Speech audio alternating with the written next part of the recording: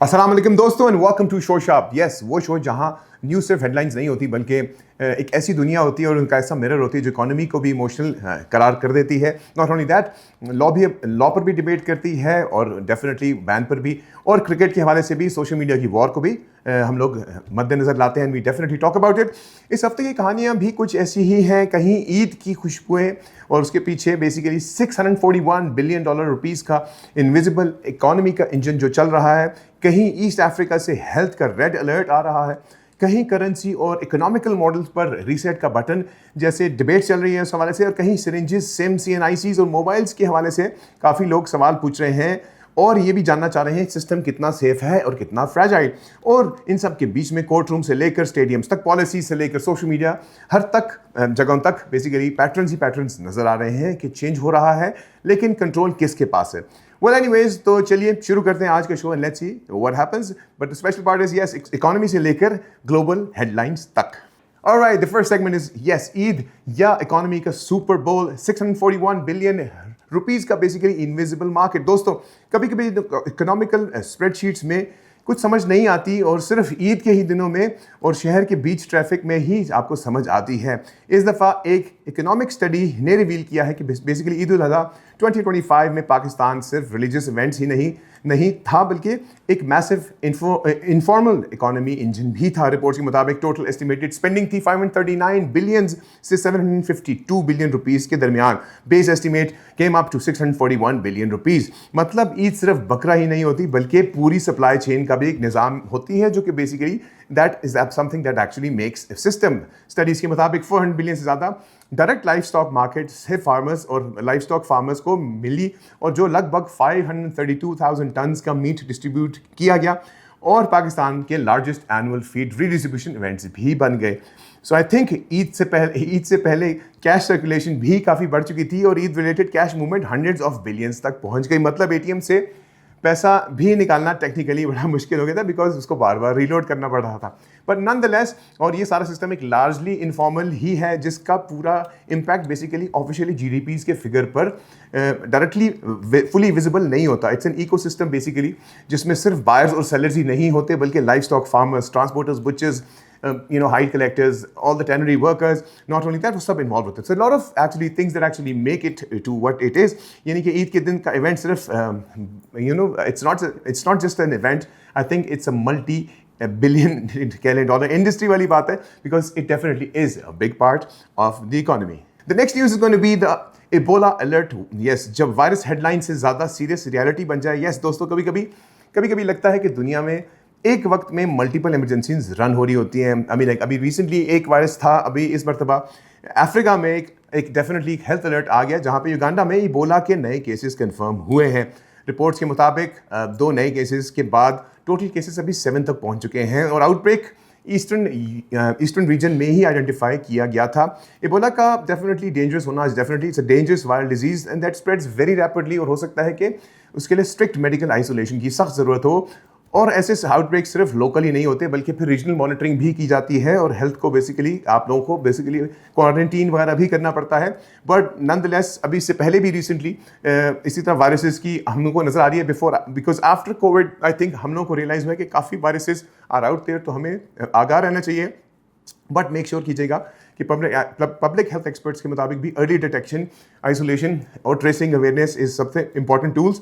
So let's hope for the best. और हम reality check बस ये देते हैं कि चेक इसके हवाले में हम ये कह सकते हैं कि क्राइसिस के दिनों में डेंजरस चीज़ वायरस नहीं होती बल्कि डिले होता है।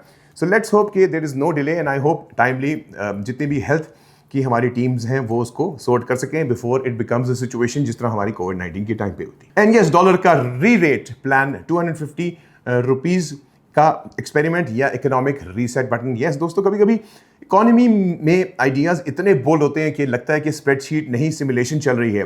इस दफ़ा ICAP के फॉर्मर चेयरमैन अशफाक तोला ने बेसिकली ये एक इकोनॉमिकल प्रपोजल दिया बेसिकली कि पाकिस्तानी रुपये को 250 रुपीज़ पर $US लेवल पर लाया जा सकता है, और रेमिटेंस पर इंसेंटिव भी दिया जा सकता है। तो आइडिया बेसिकली ये है कि ओवरसीज पाकिस्तानी को फॉर्मल बैंकिंग चैनल्स यूज़ करने होंगे और उस पर रिवॉर्ड दिया जाएगा, एंड बाकी हवाला और अदर टाइप्स ऑफ मॉडल्स को ना यूज़ करें सो मॉडल के मुताबिक रुपये की एडजस्टमेंट से इन्फ्लेशन रिड्यूस हो सकती है, रेमिटेंस बढ़ जाएगी, ऑटोमेटिकली हमारी करेंसी की वैल्यू भी ऊपर चली जाएगी और हमारी करेंसी की स्टेबिलिटी की तरफ भी आ सकती है। That would obviously make sure कि प्रपोजल के मुताबिक थिंग्स मे भी on a good prospect for PKR। Proposal में ये भी है कि गया हुआ वो आपका फिस्कल ईयर का जो डेफिसिट होता है उसके भी रिफॉर्म्स को रिड्यूस किया जा सकता है और एनर्जी लॉस को भी कंट्रोल करना बेसिकली की फैक्टर है। इस मॉडल में बेसिकली IT सेक्टर्स के इंसेंटिव्स और agriculture, taxation reforms and privatisation और फॉरेन एसेट रिपेट्रेशन जैसी चीज़ों के बारे में भी इंक्लूड किया गया है। बट बिगर डिबेट ये है कि अब इस आर्टिफिशियली होगा या नहीं होगा, but let's see market forces को कैसे वो करती हैं, कंट्रोल करती हैं। But the goal basically was और still are trying to make sure कि जी 250 रुपीज़ का $1 हो जाए। अगर वो हो जाता है तो I think it would definitely be a good thing for our economy.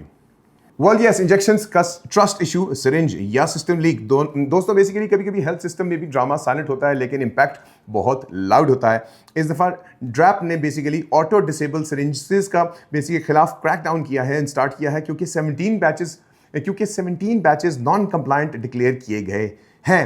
And obviously it's a very health risk and issue. Basically ये था कि सिरिंज का लॉकिंग सिस्टम फेल हो रहा था और थियोरेटिकली उनको रीयूज़ किया जा रहा था। And I think that's the biggest issue. अगर आप रीयूज़ कर रहे हो सिरिंजेस को, I think that's the biggest form to basically transfer disease to one person to another.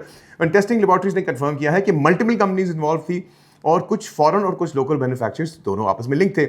ये सिर्फ प्रोडक्ट का इशू नहीं बल्कि कंप्लायंस और नेग्लिजेंस का भी इशू लग रहा है। और सिरिंज सिर्फ मेडिकल टूल ही नहीं बल्कि ट्रस्ट का सिंबल भी होती है। अगर इंजेक्शन सेफ नहीं होता तो इन्फेक्शन और सीरियस डिजीज डेफिनेटली आपके सिस्टम में घुस सकती है and it can definitely make a big disaster out of yourself. So definitely सबका कॉन्फिडेंस ऑफ हो जाता है। तो ड्रैप ने मार्केट के स्टॉक साइजेस के हवाले से भी बात की है और अलर्ट इशू कर दिया है और रिकॉल प्रोसेस भी शुरू कर दिया है। बट रियलिटी चेक हमारी तरफ से ये कि हेल्थ केयर में सब चीज़ें डेंजरस हो सकती हैं, डिजीज नहीं होती बल्कि delays, like I said, and the negligence part in it. well, the next news is smartphones की इंपोर्ट। Yes, boom. दोस्तों मोबाइल फोन्स और बेसिकली अब सिर्फ फोन सिर्फ डिवाइस ही नहीं बल्कि लाइफस्टाइल का बेसिक पार्ट भी बन चुके हैं। डेफिनेटली इस साल पाकिस्तान ने 455.73 बिलियन रुपीस के मोबाइल फोन्स इंपोर्ट किए जो पिछले साल से 30% ज़्यादा है। सिर्फ अप्रैल में इस मरतबा इंपोर्ट्स बढ़ गई हैं और हमारी ईयरली बेसिस में स्ट्रॉन्ग ग्रोथ हुई है। ये सिर्फ टेक्नोलॉजी ट्रेंड नहीं बल्कि सोशल सिग्नल है कि डिजिटल डिपेंडेंसी कितनी बढ़ रही है। And I think there are lot of new mobiles coming in, तो वो भी साथ साथ है। लेकिन दूसरी साइड पर इसका मतलब ये कि फॉरेन एक्सचेंज प्रेशर और इंपोर्ट डिपेंडेंसी भी बढ़ रही है। हमारी तरफ से सोशा का रियलिटी चेक ये है कि फ़ोन अब स्टेटस सिंबल ही नहीं बल्कि सर्वाइवल टूल भी बन चुका है। So we have to believe in that is well. Court room में डेड मैरिज का वर्डिक्ट। यस दोस्तों, सिर्फ कोर्ट सिर्फ केसेस ही नहीं डिसाइड करता बल्कि सोसाइटी का एक थिंकिंग सॉफ्टवेयर अपडेट भी करते हैं। That's how it works. Supreme court ने एक रूलिंग दी कि अगर वाइफ क्रूरल्टी केस को फाइल कर दे तो उसके बिना कंसेंट खुला में कन्वर्ट नहीं की जा सकती। Well that's an interesting take. और कोर्ट ने यह भी कहा है, ऑब्जर्व किया है कि अगर मैरिज प्रैक्टिकली खत्म हो चुकी है तो कोर्ट उसे फोर्स नहीं कर सकता। डोमेस्टिक वायलेंस का डेफिनेशन भी एक्सपैंड कर दिया गया है जिसमें साइकोलॉजिकल इमोशनल हार्म भी शामिल कर दिए गए हैं। एविडेंस स्टैंडर्ड्स को भी फैमिली केसेस में फ्लेक्सिबल अप्रोच दी जाएगी। एंड शोशा का रियलिटी चेक बेसिकली ये है कि रूलिंग सिर्फ लॉ अपडेट ही नहीं होती बल्कि रिलेशनशिप की रियलिटी को एक्नॉलेजमेंट देना भी होती है। Anyways, we go to the next news, which is social media war zone. Yes, दोस्तों क्रिकेट मैच अब सिर्फ ग्राउंड तक ही नहीं लिमिटेड रहता बल्कि कमेंट सेक्शन तक भी तब शुरू होता है। बेसिकली IPL के मैच के बाद ट्रेविस हेड और उनकी वाइफ जेसिका को सोशल मीडिया अब्यूज़ का सामना करना पड़ा। ऑन फील्ड टेंशन के बाद, ऑनलाइन हॉस्टिलिटी के बाद और डेफिनेटली बढ़ गई थी और उसके बाद फिर फैमिलीज को टारगेट किया गया। और ये सिर्फ स्पोर्ट्स का इशू ही नहीं बल्कि डिजिटल एग्रेशन की एग्जांपल भी है। I think it is pretty much more like a bully part. But शोशा का रियलिटी चेक यही है कि स्टेडियम की बाउंड्री फिक्स नहीं होती लेकिन इंटरनेट की बाउंड्रीज तो definitely it's open for all है। So but nonetheless I think we should always make sure करें कि हम लोग उस कॉन्वर्सेशन का पार्ट ना बन सके जिसमें किसी को बुली किया जा रहा हो। वेल यस, फुटबॉल से फॉर्च्यून तक $1 billion sports economy. Yes, Forbes report के मुताबिक दुनिया के टॉप एथलीट्स ने $1.4 बिलियन अर्न किए। क्रिस्टियानो रोनाल्डो टॉप पर हैं, $300 मिलियन की अर्निंग। मेसी और एल्वारेज और दूसरे एथलीट्स ने भी ग्लोबल फाइनेंशियल लीग्स के इस टॉप नॉच में हिस्सा लिया। स्पोर्ट्स अब सिर्फ गेम ही नहीं बल्कि ग्लोबल बिजनेस भी बन चुके हैं जहाँ एंडोर्समेंट्स और salaries and everything is sky rocketed. And yes, the reality check surely is sports अब सिर्फ जीत के लिए नहीं बल्कि वैल्यू के लिए भी खेला जाता है। Anyways guys, I hope you all had fun and इंशाल्लाह आपसे मुलाकात होती है all talking about all these Eid festivities and all. Till then अपना ख्याल रखिएगा। All the best once again. अल्लाह हाफिज़।